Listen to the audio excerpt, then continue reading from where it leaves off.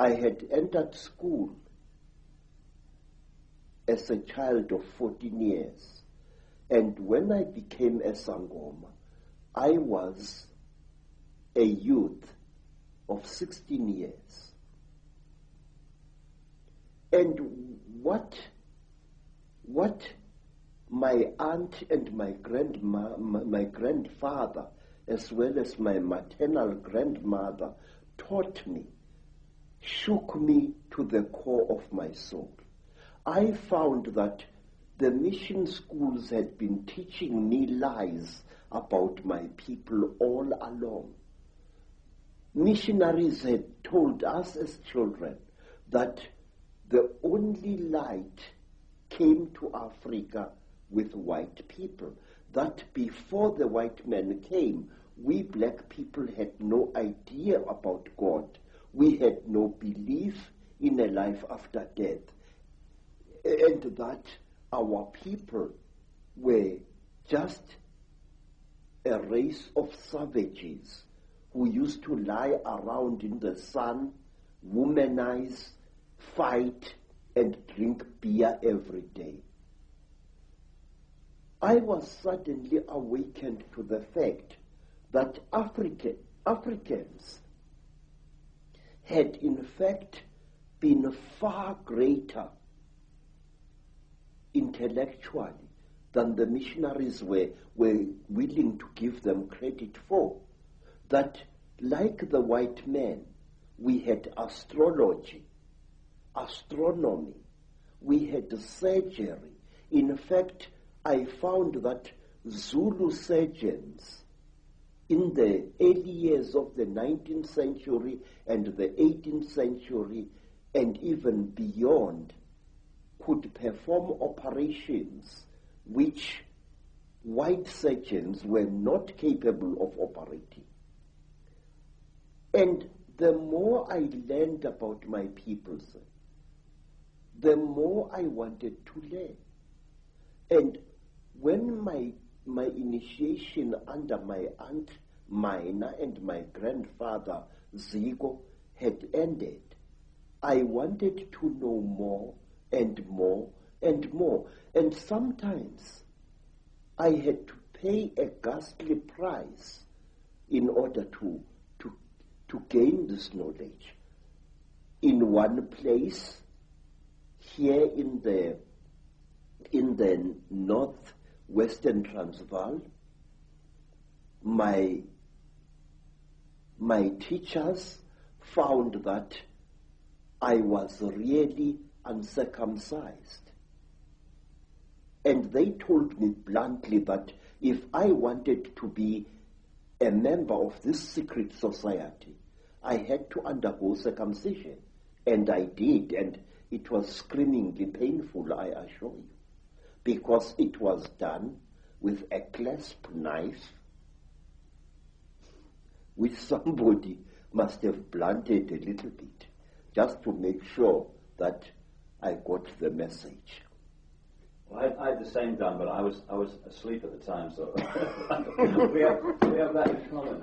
And say, in some places in Southern Africa, if you wanted to learn the secrets of a certain secret society, you had to do dreadful things which I cannot repeat here.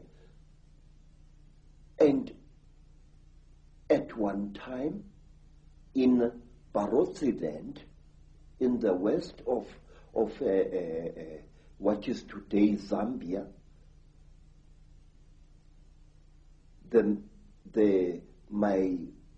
my teacher said, look, how far are you willing to go in order to become one of us?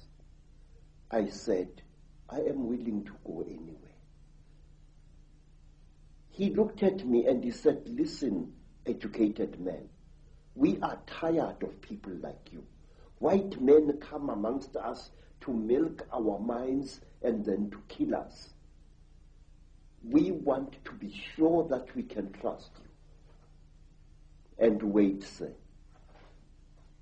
I said, great one, I am willing to do anything. He said, are you? I said, yes. And then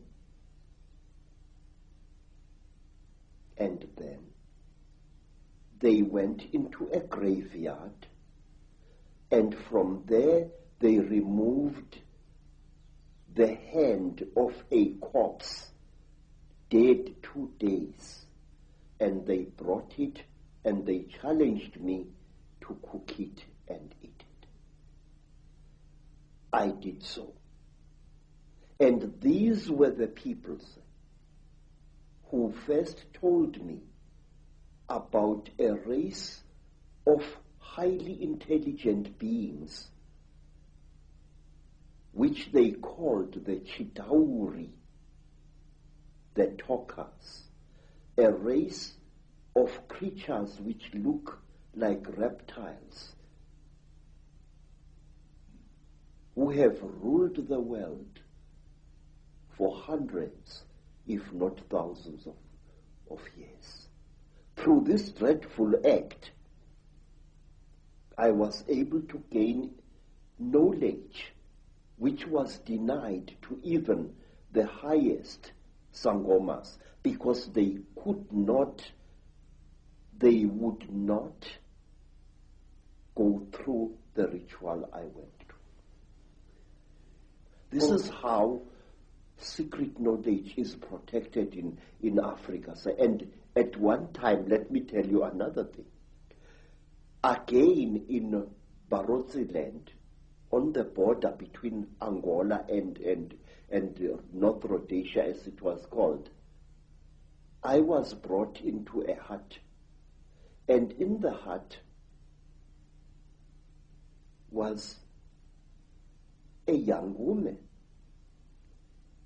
She was as black as ebony, and her hair was like a huge black cloud on her head. Her teeth had been sharpened in the Barotse fashion until they looked like those of a reptile. And Mutwa was very puzzled. What's this lady doing here? I'm supposed to spend several nights in this hut, so what is she? What is she doing here? Now, Credo Mutwa, being a frightened Zulu, afraid of women but not afraid of wild animals, decided to sleep with his back to the wall, giving the lady a nice clean bed. And on the following day, Credo Mutwa was fined 15 pounds by the local chief because I had refused a sacred gift. I had been supposed to do something very amazing to this lady to show that I was one of the people. Bad luck. Bad luck. But why, Credo, have you chosen to reveal this knowledge now to a much, much wider audience? Mr. David, please, Africa is dying. Africa, is being murdered. And we are sitting like bloody fools. And we don't realize what's being done to our people. I have proof that can stand in any true court of law that the disease called AIDS is a man-made disease. And this disease is going to kill 3/4 of South Africa's black people within the next 10 years. There are wars in Africa which make no sense to me as a black man. Please, when people fight a war, Mr. David, why do they fight? People fight in order to get rid